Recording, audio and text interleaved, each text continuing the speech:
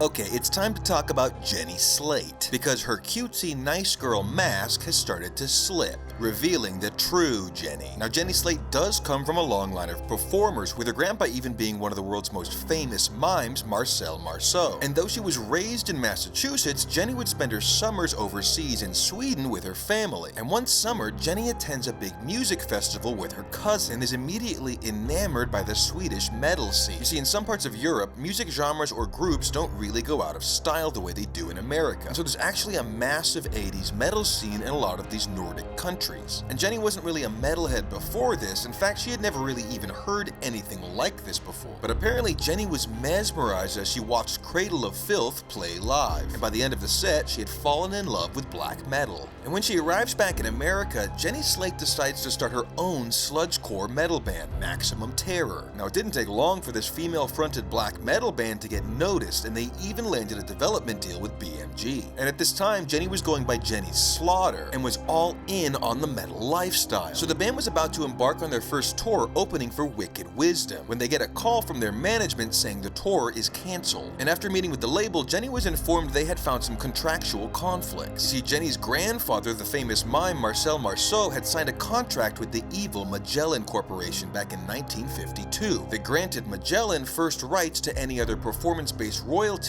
for 4 generations. And what this meant was Jenny was actually signed to Magellan instead of BMG. And you can imagine the Magellan Corporation saw no financial value in sludgecore, so they weren't just going to let Jenny carry on with her passion. And so she found herself faced with these options: stop playing music entirely, or play ball and do the comedic acting roles the Magellan Corporation wanted, and then she'd be allowed to put out her own music. Well, Jenny Slate reluctantly took the deal, but she was very rebellious and didn't really understand how powerful the Magellan Corporation was. And she made a very foolish plan to try and speed through her contractual obligations. You see, she figured if she was kicked off of a show, that would still count as her having fulfilled the role. And as soon as she was placed on SNL, she got herself thrown off by intentionally cursing on live TV. And if you look at her IMDb throughout this era and the amount of time she was actually on these shows, they're all the same. Jenny begins the show and is removed before the end of the season. Apparently, she would do all sorts of wild things to get intentionally let go, including spitting fake blood into a director's face, and even allegedly tricking Aziz Ansari into eating human poop on the set of Parks and Rec. But the final straw came when the Magellan Corporation found out Jenny Slate was secretly still recording her sludgecore music under a different name. And this was a direct violation of their contract, so the Magellan Corporation was able to penalize Jenny. So you might have noticed since that time period, Jenny Slate has been relegated to voice acting only, appearing in Alvin and the Chipmunks, The Lorax, The Lego Movie, Despicable Me, Zootopia, Secret Life of Pets, Bob's Burgers, Big Mouth, and many more. So apparently within her contract, these voiceover jobs only count as a quarter of a full movie, leaving Jenny stuck working overtime to try and catch up on her growing debt. She's just like Ariel in The Little Mermaid, with Magellan therefore being Ursula in this comparison. And it's actually really sad because Jenny never asked for any of this. She was just a metal kid who wanted to rock, but was turned into a bitter, raging comedy slave. Thanks to her grandfather's personal ambition, she's now stuck inside a corporate machine with more red tape than our own legal system. And insiders have reported that with nowhere to turn, Jenny started practicing voodoo, allegedly begging demonic entities to help her. But some have speculated that she's just using this cover of voodoo to act out her revenge. And you probably don't know this, but Rob Thomas from Matchbox 20 has actually led the charge on getting voodoo recognized as a legitimate religion in the US, attributing his entire success to this little-known spiritual practice. And when you look back, it totally makes sense. Every time I've ever heard Matchbox 20 or Rob Thomas, I start feeling a palpable nausea and start seeing the color gray. You'd do anything to get away from it, including drop your wallet and run. So Matchbox 20 has been shaking down audiences with voodoo curses for the last 25 years. And apparently after any Matchbox 20 concert, they have a team of people who sweep the floor for loose money. And that's how they made their millions. And you probably saw that Jenny Slate was recently arrested for stalking after being caught sleeping with a gun on Brendan Schaub's Thick Boy Productions compound. Now, I don't know what Brendan has to do with any of this, or if she was going to him for protection, but there's definitely more to this story, and her team hasn't made a statement yet, but we'll be looking out for how she tries to explain this bizarre event. Until then, Jenny Slate,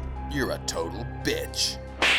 Alright folks, if you're keeping up, I'm currently hiding from the Austin Mafia out in the woods, and this morning I was awakened by a drone flying over my tent. Well, I quickly ran out into the forest, and before I could even turn back to look, the drone was filling my tent with bullets. After waiting about an hour, I snuck back into camp and retrieved my hard drive. I was able to convince a nearby house to let me in and upload this Jenny Slate expose. This happy family doesn't seem to understand the gravity of these comedian takedowns. So I'm going to spend the next 24 hours here with them, explaining exactly why they need to be informed as a family about what Joe List and Sam Talent might be up to. TB Nation, it's time to grow our army and face the big dogs.